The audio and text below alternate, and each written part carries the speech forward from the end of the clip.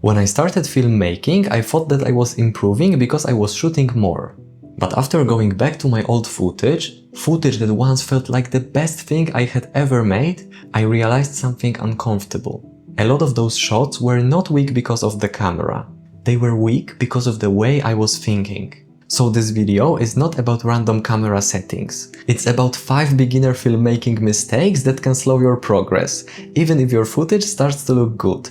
The first mistake is shooting footage but never taking it through the whole process, because going outside and recording beautiful shots feels like practice. You find a nice landscape, interesting light, movement in nature, maybe an animal or a detail that catches your attention. You record it, look at the camera screen and think, yeah, that looks pretty good. And maybe it does, but the shot is not really tested yet. And the real test is when you try to use it, especially when you try to color grade it. A shot can look fine in the camera, but once you bring it into the edit and start grading it, you may suddenly see the truth. Maybe it was darker than you thought. Maybe the colors don't hold up. Maybe the shadows fall apart. Maybe the shot becomes noisy when you try to push it. And this is especially true if you shoot raw or log footage. The image is designed to be worked with, so the real result appears only when you bring it through the grade. So instead of only collecting more clips, I think that it's much better to actually close the learning loop. Shoot the footage, bring it into the edit, and color grade it. The best would be if you created a film out of it, even if it's just a short test or a private 1-minute edit, because the camera only shows you what you captured. The edit and the grade show you what you actually achieved. And once you start learning from the full process, you start shooting differently, and it changes everything. The second mistake is collecting shots instead of building scenes, and this is where a lot of footage starts to feel random. Not because the shots are bad, sometimes they are actually beautiful. The problem is that they don't really connect. You can have a great landscape shot, a nice detail, some movement and a few moments that looked good on the location. But when you put them on the timeline, there is no natural flow.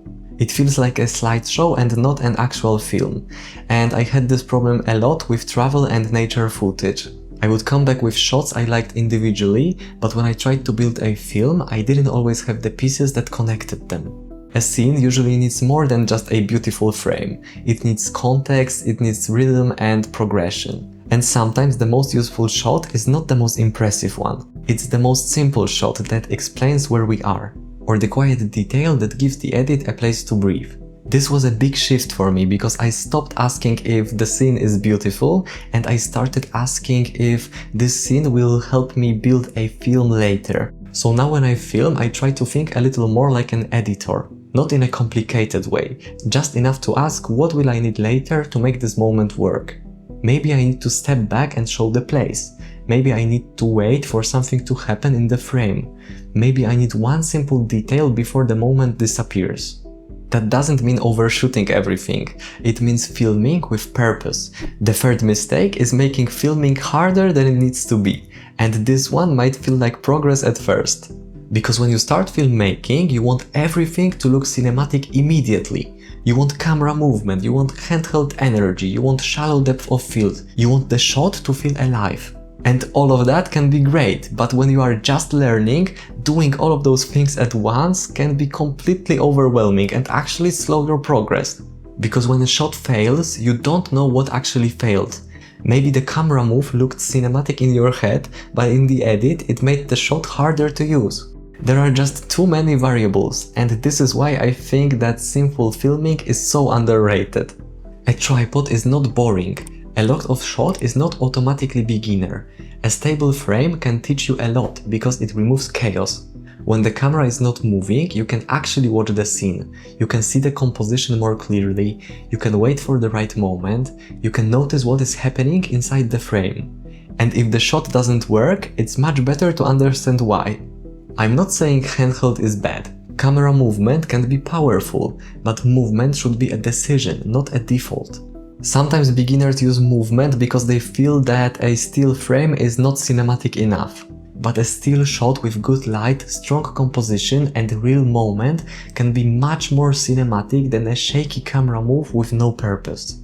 This is especially true in nature and travel filmmaking because a lot of the scenes already have movement. Sometimes the best thing you can do is not to add more movement. It's to notice the movement that is already there. So when you are learning, don't be afraid to simplify.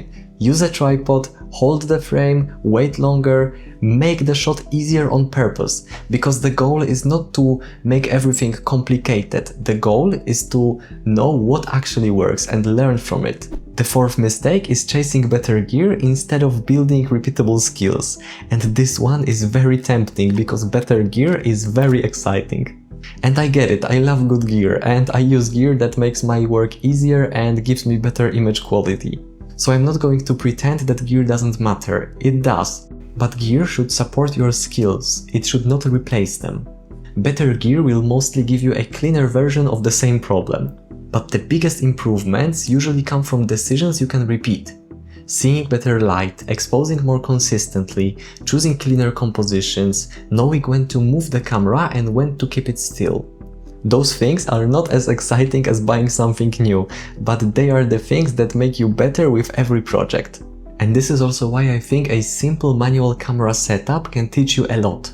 Because when you understand shutter speed, aperture, ISO, white balance, exposure and manual focus, you stop relying on the camera to make every decision for you. So instead of asking what gear would make it look more cinematic, try asking what skill should I improve to make this shot look better. The cinematic look is not one thing, it's many good decisions stacked together. And once those decisions become repeatable, your footage improves much faster. The fifth mistake is never going back to your old footage. And I don't mean it in a nostalgic way, I mean using your old footage as feedback. Since starting this channel, I often go back to my Iceland footage, and the interesting thing is that I don't only see nice memories anymore. I also see all the things I would do differently now. I see shots where I should have filmed more coverage, scenes when I needed a wider shot, moments where I should have waited longer, grades that were too flat, too yellow, or not matched well enough. And sometimes that can feel a bit painful because you look at something you were proud of and now you see all its weaknesses.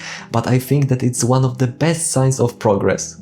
Because if you can look at your old work and clearly see what was missing, it means you improved. So don't let your old footage sit on a drive forever. Open it sometimes, regrade one shot.